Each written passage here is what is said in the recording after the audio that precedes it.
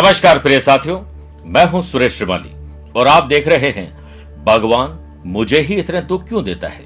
इस विशेष कार्यक्रम में आप सभी का बहुत बहुत स्वागत है और इसका जवाब ज्योतिष विज्ञान में छुपा है। मेरे प्रिय साथियों, जिंदगी में परेशानी और तनाव किसे नहीं होता है। दरअसल देखा जाए तो हमारा जीवन चक्र इन्हीं चैलेंजेस और इन्हीं तकलीफों, सुख और दुख के इर्द गिर्द घूमता है। अब ये एक ऐसी नैया है जिसमें सबको डूबना ही है, लेकिन डूबने के साथ पार लगना भी बहुत जरूरी है। जब हमारी जिंदगी में नौकरी हो, व्यापार हो, पढ़ाई हो, पर्सनल लाइफ हो यानी लव लाइफ और रिलेशनशिप हो, आपकी सेहत हो सकती है और भी बहुत सारे मसले हो सकते हैं। आपको लगता है कि आप योग, प्राणायाम, एक्सरसाइज भी करते हैं, फिर भी आपको तकलीफ है।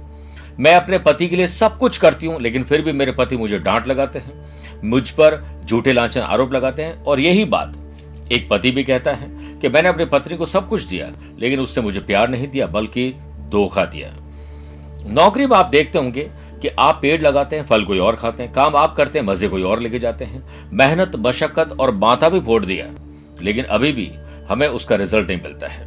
वहीं पर्सनल लाइफ में अगर आप देखें तो हम गर्दन भी किसी के लिए कटा लें, फिर भी कहेंगे टेढ़ी कटी भाई, कम से कम गर्दन तो सीधी काटते। जब हमारी जिंदगी में तनाव अचानक से बहुत बढ़ने लगता है तो हम अक्सर यही कहते हैं, हे भगवान तू मुझे ही इतने दुख क्यों देता है। साथ में आपने ये भी सुना होगा कि यदि जिंदगी में परेशानी बहुत आए तो ये मत कहिए गॉड वाई मी, बल्कि ये कहिए ट्राई मी। सुनने में अच्छा लगता है और आसान भी है, पर मैं समझ सकता हूं कि जिस वक्त इंसान पर बीत रही होती है उस समय उसका हाल क्या होता है। दरअसल तनाव मन की एक अवस्था है और यह आहार, विचार, व्यवहार और संस्कार पर निर्भर करती है। ज्योतिष में तनाव का सीधा संबंध चंद्रमा से होता है। चंद्रमा मन और मस्तिष्क के कारक हैं और चंद्रमा की स्थितियों से अलग अलग तरह से तनाव होते हैं।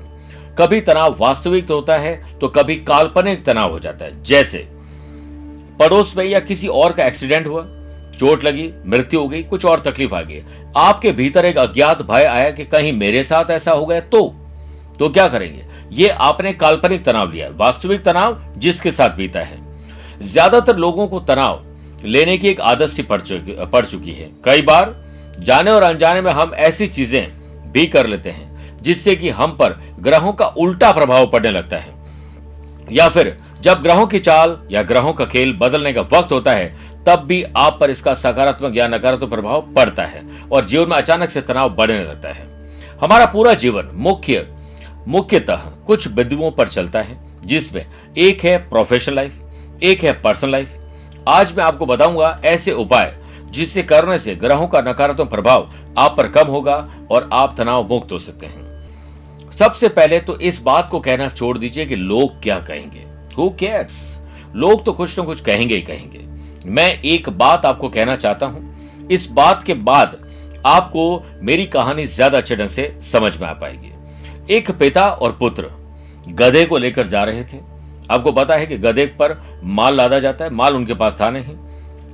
तो कुछ लोग सामने से गुजरे, उन्होंने कहा अजीब पागल है, छोटा बच्चा हाथ में है, साथ में है और गधा फ्री है, गधे पर बच्चे को बिठा क्यों नहीं देते हैं। उसने सोचा कि बिल्कुल सही कहा, तो आगे जाकर बच्चे पर गधे को बिठा दिया। कुछ देर आगे चले तो कुछ लोग मिले, अजीब इंसान है, बाप इतना बूढ़ा है और बच्चा गधे पर आराम से बैठकर जा रहा है। तो उसने सोचा कि मैं पिताजी को बिठा देता हूं, पिताजी को बिठा दिया। और उसके बाद आगे चले तो लोगों ने कहा अजीब पागल पिता है, बच्चा छोटा है, इसे बाहर अकेले पैदल चला रहे हैं और खुद गधे पर बैठ गए। तो उन्होंने सोचा अब क्या करें, तो दोनों ही गधे पर बैठ गए। फिर कुछ देर बाद लोगों ने कहा कि अजीब पागल है, हट्टे कट्टे तो दिख रहे हैं, जवान भी दिख रहे हैं और बेचारा बूढ़ा गधा, इस पर ये दोनों चढ़ गए हैं, इनको शर्म भी नहीं आती है। तो लोग कुछ तो कहेंगे ही कहेंगे, इसके लिए आप तैयार हो जाएं।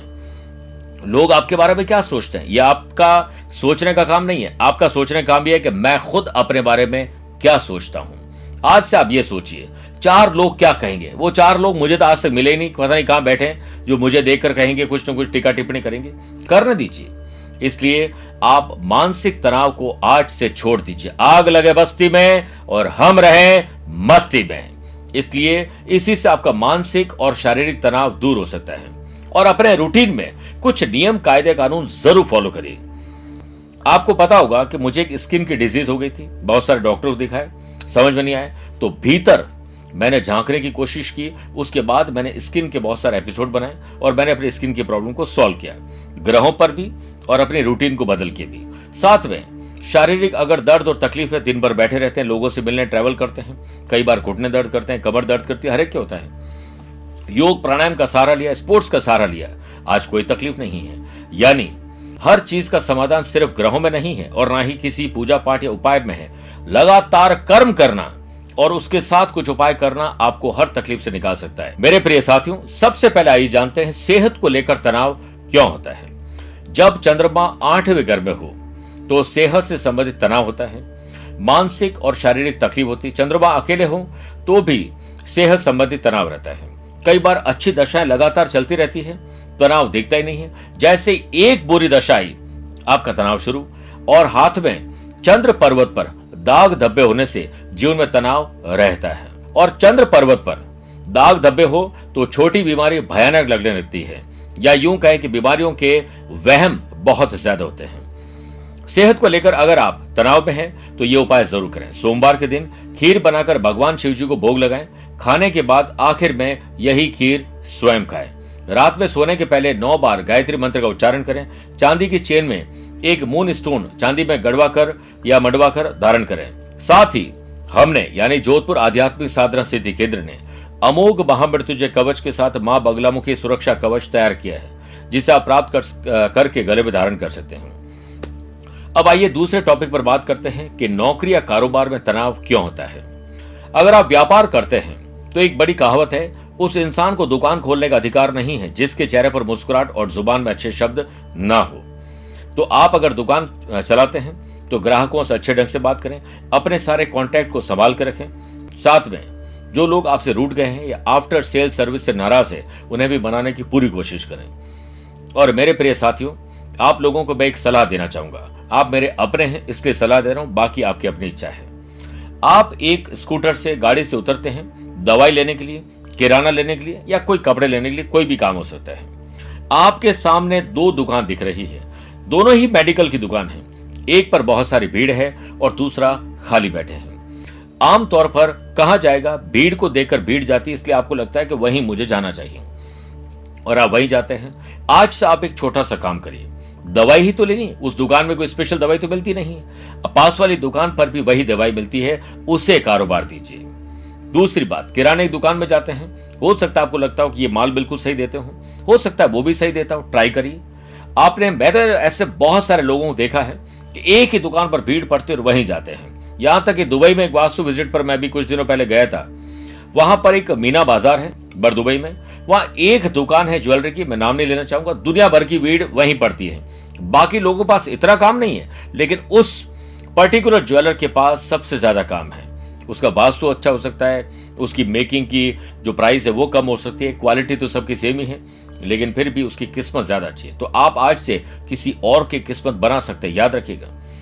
अगर आपकी कुंडली में चंद्रमा अग्नि राशि में हो तो नौकरी और कारोबार में तनाव होता है। सूर्य का चंद्रमा से संबंध हो तो नौकरी या कारोबार में तनाव बढ़ता है। हाथ में चंद्र पर्वत पर टूटी रेखाएं हो तब भी इस तरह का तनाव होता है।